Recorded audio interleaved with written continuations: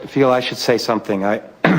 My name is Louis Tingley, and I'm not. I don't think I'm an alcoholic. I'm stunned, actually, by this. I came to this church for a choir practice, and when I came, I guess I was a bit fuzzy on the dates. No one was there, so well, it was only my second time, so and my eyesight isn't the greatest, and I wandered down here looking for the men's room, and well, I thought all of you were the choir taking a break at first, you see, and I got drawn into the stories. I have to say, I've never. They're so real and honest. They're I mean, nothing compares to it on television or in most movies. And I got pulled in, and I thought, my God, I had no idea that the choir had so many problems. And then, the more I listened to your stories, the more I realized that, well, I'm really not a drunk. I'm not a sober either. I guess I'm a fuzzy. That's what I'd call it. I drink to get fuzzy, and I like getting fuzzy every day. It's not that I don't know what sober is. I mean, I come from New England. I come from a long line of sober people. They don't, when they're drunk, they're sober. And most of them are a little drunk every night after 5. But I have to say, I will be honest. I admit it. I'm a hophead. I like beer.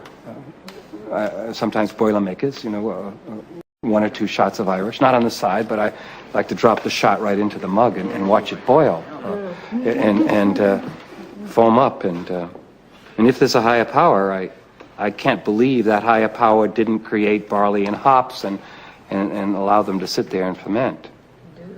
And God created beer, but not light beer. It's the devil's work or man's work.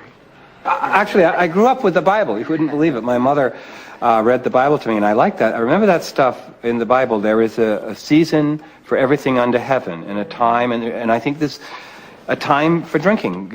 Every day between 5 and 10, or 6 and 11. But I never drink alone. No, I drink at the around the corner at the Pegasus. They have. God, I think they have 7 draft beers there, including the queen of beers, the Guinness Stout. But you see, it's so nice to have an activity to keep me awake, to celebrate. That's part of why I'm staying here, why I wanted to go to choir practice. I needed something, like in the Bible or in the beer ads on television. We've had a great ball game. Now let's have a cold one to celebrate. A cold one, it's a euphemism, I guess. I don't imagine having one beer. I can't imagine anyone just drinking one beer if it was any good. What am I saying? Everyone's quiet. I'm thrown back on myself. Perhaps I'm saying that I need an objective constraint outside of myself to stop me from, in the case of the choir, a singing superego, to stop me from rushing off to the bar, and then I'll have something to celebrate.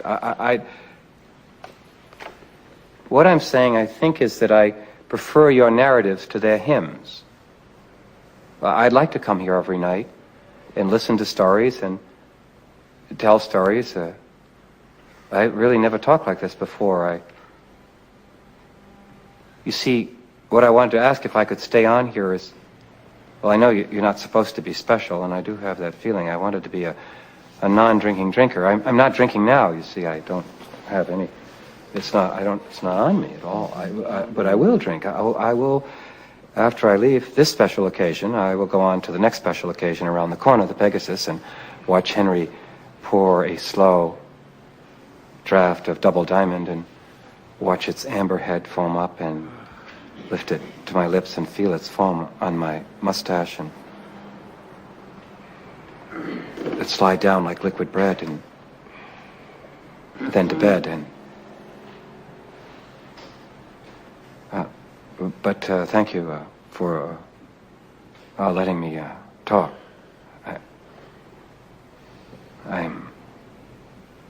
I didn't.